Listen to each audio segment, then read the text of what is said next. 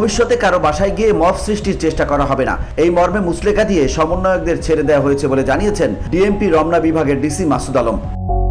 তিনি বলেন, রাজধানীতে যে কোনো ধরনের মব সৃষ্টির ব্যাপারে ডিএমপি জিরো টলারেন্স বলেও জানান ডিসি মাসুদ।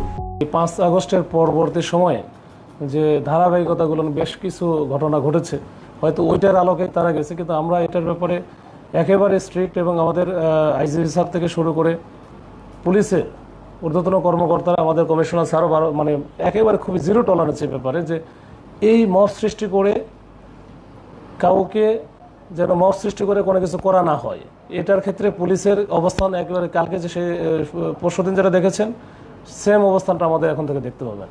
এবং ইতিপূর্বে যেটা ঘটেছে এরপরে আর আমরা করতে দেব না, সে যেই হোক। যদি আমরা বলেছি যে এরকম কোনো বিষয় যদি থাকে যে আওয়ামী লীগের সাথে দোসর বা তাদের সাথে ছিল সে বড় পদের, ঠিক আছে, আমাদের কাছে তথ্য দেখ, ইন্টেলিজেন্স দেখে আমরা এগুলো যাচাই বাছাই করি, অ্যানালাইসিস করি, আমরা এটা ব্যবস্থা নিব। কিন্তু সবাই যদি পুলিশ হয়ে যায়, সবাই যদি আইন শৃঙ্খলা বাহিনীর সদস্য হয়ে নিজের আরেকজনের দায়িত্ব নিজে তুলে নেই, এইটা তো দেশে একটা এনআরকি তৈরি করবে। এই এনআরকি বা ললেস কান্ট্রি আমরা হতে দিতে পারি না বা হতে দিতে চাইও না।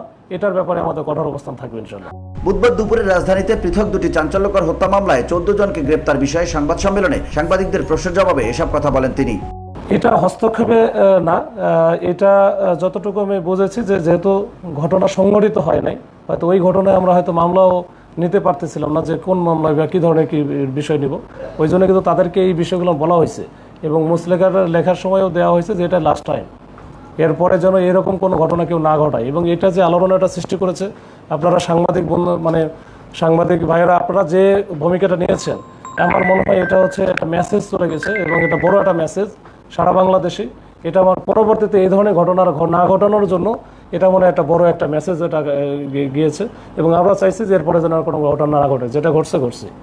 এদিকে থানা থেকে সমন্বয়কদের ছাড়িয়ে নেওয়ার ঘটনায় জাতীয় নাগরিক পার্টির জ্যেষ্ঠ মুখ্য সমন্বয়ক আব্দুল হান্নান মাসুদকে কারণ দর্শানোর নোটিশ পাঠানো হয়েছে। তাকে আগামী 3 দিনের মধ্যে এ বিষয়ে ব্যাখ্যা দিতে বলা হয়েছে।